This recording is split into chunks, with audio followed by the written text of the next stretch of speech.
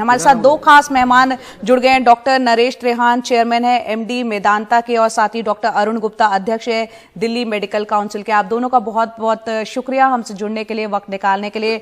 Doctor Trehan, पहले आपसे समझना चाहेंगे, अब क्योंकि ये दोनों वैक्सीन आ गई और आज 16 तारीख है, बहुत ऐतिहासिक पल होगा।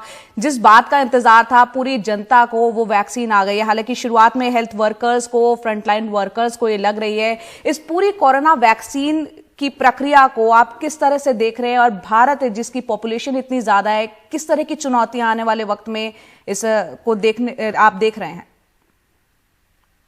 तो ये आपने सही कहा कि आज एक बहुत ही महत्वपूर्ण दिन है हमारे देश के लिए, क्योंकि 10 महीने से हम जूझ रहे हैं इस कोरोना की इन्फेक्शन से, और लोगों को बहुत तकलीफ हुई, कई बीमार हुए, कई इसके शिकार हो गए, और इकोनॉमिक जो बर्डन है वो भी बहुत सारा बना। तो इसीलिए आज वो शुरुआत है, जब हम कहते हैं light at the end of the tunnel, कि वो रोशनी हमें दिखनी शुरू हुई कि आज के दिन से जैसे वैक्सीनेशन शुरू होगा, ज्यादा से ज्यादा लोगों को वैक्सीनेशन लगेगा, और पहला डोज है उसकी 4 हफ्ते बाद दूसरा डोज लगेगा। तो लोगों को ये ध्यान रखना चाहिए कि इन दोनों डोसेस के बीच में कोई इम्यूनिटी सिग्निफिकेंट नहीं है, और दूसरा डोज लगने के बाद कोई 2 से 4 हफ्ते लग जाते हैं कि हमारी बॉडी एंटीबॉडीज बनाए, जिससे हमें इम्यूनिटी मिलती है। तो इसीलिए ये मेरा स्ट्रेस करना जरूरी है कि ये नहीं कि मुझे शॉट लग गया अब मैं मास्क वगैरह फेंक दूं, ये बिल्कुल उचित नहीं है। हमको वही जो चीजें हम करते आ रहे हैं जिससे हिंदुस्तान इतनी देर तक बचा है, वो मास्किंग, डिस्टेंसिंग और हैंड हाइजीन हमें करनी ही करनी है, जब तक कि हर्ड इम्यूनिटी ना हो जाए। क्योंकि जैसे मैं आज एक शॉट ले रहा हूँ, पहला डोज, उसके बाद 4 हफ्ते बाद, उसके 2-3 हफ्ते बाद जब एंटीबॉडीज बन जाएंगी, तब मेरी तो इम्यूनिटी हो जाएगी। पर इसका मतलब ये नहीं कि हमारे अपर रेस्पिरेटरी ट्रैक्ट में वायरस नहीं आए, क्योंकि किसी और से हमें वायरस आ सकता है, हमें उस पर ज्यादा तकलीफ नहीं होगी, पर हम किसी और को दे सकते हैं। तो इसीलिए ये जो जर्नी है हमारी चलती जाएगी नेक्स्ट 4-6 महीने, जब तक ये 300 मिलियन मतलब 30 करोड़ लोगों को वैक्सीन लगेगी। तब से ये हमारा अनुमान है कि हर्ड इम्यूनिटी होनी शुरू हो जाएगी, लोगों को इम्यूनिटी होगी, तब हम सोच सकते हैं कि कैसे सीक्वेंशियली रिलैक्स किया जाए। तो ये मैं देना चाहता हूँ। आज बड़ा मैं उत्सुक हूँ कि हमारे को और हमारे स्टाफ को, जो 10 महीने से लड़ रहे हैं फ्रंट लाइन पे अपनी जान की बाजी लगा के, उनके लिए राहत शुरू हुई है, और आने वाले टाइम में हम अच्छी तरह से अपनी नॉर्मल लाइफ की उम्मीद रख सकते हैं कि आने वाले कुछ महीनों में हम अपनी जो ये डर से जी रहे हैं, खास करके हमारे जो फ्रंट लाइन वर्कर्स हैं, जो रोज पेशेंट्स की सेवा करते हैं, उनकी फैमिलीज का खतरा है, तो ये सब खतरा अब हमारे सिर से उठ जाएगा। तो ये बहुत ही अच्छा हुआ। हमारे साइंटिस्ट को मुबारक हो, हमारे मैन्युफैक्चरर को मुबारक हो, हमारी गवर्नमेंट को मुबारक हो कि ये जो आज महत्वपूर्ण दिन ये पहुंचा है, और इसीलिए हमें आगे देखना है, और ज्यादा से ज्यादा लोग ये समझ रहे हैं। जैसे हमारे यहाँ 6000 लोग हैं हमारे मेदांता में, जो मेदांता गुड़गांव में, उनकी वैक्सीनेशन आज शुरू हो रही है, और सबने कोई 80% से ज्यादा ने ऑलरेडी रजिस्टर कर दिया जी। तो इसीलिए इसका मतलब उत्साह है पब्लिक में। ये वैक्सीन चालू होगी, होपफुली कोई साइड इफेक्ट्स नहीं होंगे, और हम अपना फ्यूचर को मतलब ब्राइट फ्यूचर को देखने की उम्मीद रखते हैं। बिल्कुल, और एक उज्जवल भविष्य की कामना सभी कर रहे हैं। एक उम्मीद की किरण के तौर पर इन वैक्सीन को देखा जा रहा है। यहाँ पर डॉक्टर अरुण गुप्ता अध्यक्ष जो है दिल्ली मेडिकल काउंसिल के, वो भी हमारे साथ जुड़े हुए हैं। आपसे भी सर चर्चा जारी रखेंगे। फिलहाल एक छोटा सा ब्रेक ले लेते हैं यहाँ पर, और ये समझने की कोशिश करेंगे कि एक बार ये वैक्सीन जब लग जाती है तो उसके साइड इफेक्ट्स हो रहे हैं, नहीं हो रहे हैं, उसको फॉलोअप किस तरह से किया जाएगा, उस पर चर्चा करेंगे। फिलहाल एक ब्रेक ले लेते हैं।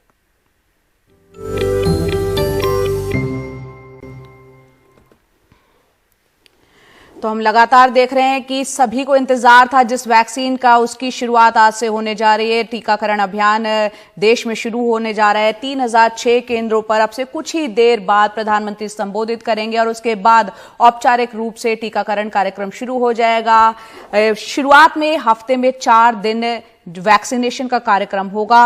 लगातार हम चर्चा कर रहे हैं, और मन में बहुत से लोगों के जो संशय है उसको दूर करने की भी कोशिश है हमारे साथ आपको हम लगातार तस्वीरें भी दिखा रहे हैं किस तरह की तैयारियां की गई हैं। देश के अलग अलग सेंटर्स, दिल्ली, मुंबई, लखनऊ, अलग अलग शहरों की तस्वीरें आप देख रहे हैं। हमारे तमाम रिपोर्टर्स ग्राउंड पर मौजूद हैं। खास तैयारियां क्या की गई हैं, साथ ही वाराणसी, कोलकाता और जयपुर की तस्वीरें भी आपके सामने है। डॉक्टर अरुण गुप्ता जो कि अध्यक्ष हैं दिल्ली मेडिकल काउंसिल के, वो हमारे साथ जुड़े हुए हैं इस पर चर्चा के लिए। डॉक्टर अरुण, यहाँ पर वैक्सीन आ गई। अभी डॉक्टर त्रेहान से जब बात हो रही थी वो कह रहे थे कि एक बार जब वैक्सीन लग जाएगी, 28 दिन बाद दूसरी डोज लगती है, उसके 2 हफ्ते बाद जो है एंटीबॉडी डेवलप हो जाती है। उसके बावजूद जो है तमाम कोरोना के एहतियात उस शख्स को भी बरतने होंगे जिसके वैक्सीन लगी होगी। तो क्या कुछ अंतर आ जाएगा इस वैक्सीन लगने के बाद? देखिए, पहले तो मैं एक सेफ्टी को लेकर के थोड़ा सा कंसर्न है, उसके बारे में जरूर बताना चाहूंगा। काफी लोगों में कंफ्यूजन है about safety of the vaccine, क्यों कहते हैं जी फेज 3 ट्रायल नहीं हुआ। मैं तो जो स्टडीज होती हैं फेज 1, फेज 2, फेज 3, समझने की बात यह है कि जो फेज 1 होता है वो हमेशा वैक्सीन की सेफ्टी के लिए होता है। तो जितने भी वैक्सीन है फेज 1 सब क्रॉस कर चुके हैं। फेज 2 और फेज 3 में जाकर हम एफिकेसी को देख सकते हैं। तो अगर ट्रायल्स की रिजल्ट नहीं आया है किसी वैक्सीन का फेज 3 का, तो आप थोड़ा बहुत क्वेश्चन कर सकते हैं अबाउट एफिकेसी कि भाई 60 है, 70, 80 है, पर सेफ्टी को लेके कोई इशू नहीं है यहाँ पे। तो सेफ्टी के लेके आप मान के चलिए। और इसके पहले भी वैक्सीन कोई नई चीज तो है नहीं, 30-40 सालों से हम लगाते आ रहे हैं। डजन्स ऑफ वैक्सीन अवेलेबल हैं। और जो टेक्नोलॉजी इस्तेमाल की जा रही है वो भी कोई नई टेक्नोलॉजी नहीं है, टेक्नोलॉजी पहले भी इस्तेमाल की गई है। तो ये दिमाग से बिल्कुल शक निकाल दें कि वैक्सीन को सेफ्टी को लेकर कोई कॉम्प्रोमाइज किया गया। They are absolutely safe vaccine. और दूसरी बात जो डॉक्टर त्रेहान ने की थी, उसको आपने मुझसे पूछा, मैं इसको आगे बढ़ाना चाहूंगा। अगर आपको वैक्सीन के बाद या नेचुरल इन्फेक्शन के बाद भी थोड़ी इम्यूनिटी डेवलप होती है, वो इम्यूनिटी आपको आगे बीमारी होने से बचाएगी, पर आप स्टिल इस इन्फेक्शन को हार्बर कर सकते हैं, आप स्टिल एज ए कैरियर हो सकते हैं, आप स्टिल इस इन्फेक्शन को लोगों में फैला सकते हैं। तो वैक्सीन इंडिविजुअल प्रोटेक्शन के लिए है, पर इसके बावजूद क्योंकि आप फैला सकते हैं तो आपको प्रिकॉशंस लेने हैं। जब तक एक संख्या से ज्यादा लोगों को, मान लीजिए 60% लोगों को दिल्ली में एंटीबॉडीज नहीं बन जाते, चाहे नेचुरल इन्फेक्शन से चाहे वैक्सीनेशन से, तब तक वो चेन ऑफ ट्रांसमिशन रुकेगा नहीं। तो कम्युनिटी का प्रोटेक्शन जब होगा जब तक ये 60 to 70% लोगों के शरीर में एंटीबॉडीज नहीं बन जाएगी।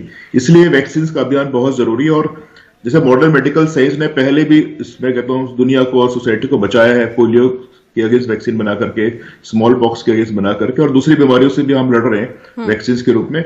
उन वैक्सीन का पेनिट्रेशन शायद जितना होना चाहिए उतना नहीं है, नहीं तो मैं तो समझता हूँ कि बहुत सी बीमारियों को हम दुनिया से इरेडिकेट कर सकते हैं अगर उसको प्रॉपरली पेनिट्रेट करें।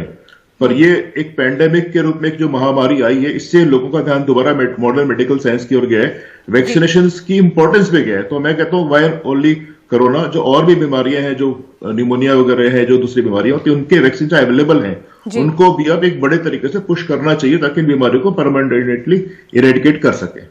जी डॉक्टर अरुण, क्योंकि आप दिल्ली मेडिकल काउंसिल से हैं, आपसे ये भी समझना चाहेंगे कि ये जो वैक्सीन लग जाएगी, आप कह रहे हैं 60-70% जो है हर्ड इम्यूनिटी जब हो जाएगी, तब कहीं ना कहीं हम कह सकते हैं कि भारत कोरोना से काफी हद तक निजात पाता हुआ लग रहा है। वो वक्त आता हुआ आपको कब लग रहा है? क्योंकि अब आज पहला दिन है, आज से उसकी शुरुआत हो रही है, कितना वक्त और उसमें लगेगा हर्ड इम्यूनिटी आने में? देखिए, भारत बहुत बड़ा देश है, और अगर हम दिल्ली की बात करें, दूसरे राज्यों की बात करें, तो जो मैं अभी तक समझ में आ रहा है मुझे, सिस्टम बहुत अच्छा बना है। अब इसमें कई चीजें होती हैं, वैक्सीन की अवेलेबिलिटी का इशू है, आपको वैक्सीन को प्रायोरिटाइज करने का इशू है, और जो सिस्टम बनाया जाता है जो आखिरी व्यक्ति तक वैक्सीन पहुंचे। तो जो देखने में लग रहा है, मुझे लग रहा है भारत ने बहुत अच्छा किया है। इनफैक्ट हम लोग बाकी देशों से अच्छा कर रहे हैं इस सिस्टम को डेवलप करने के अंदर। तो मुझे लगता है दिल्ली के अंदर अभी तो आज 8,000 लोगों को वैक्सीन लग रहा है और 75 to 80 सेंटर्स काम करेंगे, पर अल्टीमेटली दिल्ली में 1,000 सेंटर्स का एम है। जी डॉक्टर अरुण, माफी चाहूंगी, मैं थोड़े वक्त के लिए आपको रोक रही हूँ। यहाँ पर एम्स में हमारे सहयोगी मुकेश सेंगर जुड़ रहे हैं, वहां पर केंद्रीय स्वास्थ्य मंत्री हर्षवर्धन, डॉक्टर हर्षवर्धन वहां पहुंचे हुए, रुक करते हैं उन्हीं का। मुकेश, वहां से क्या खबर आ रही है? आप वहां मौजूद हैं एम्स में?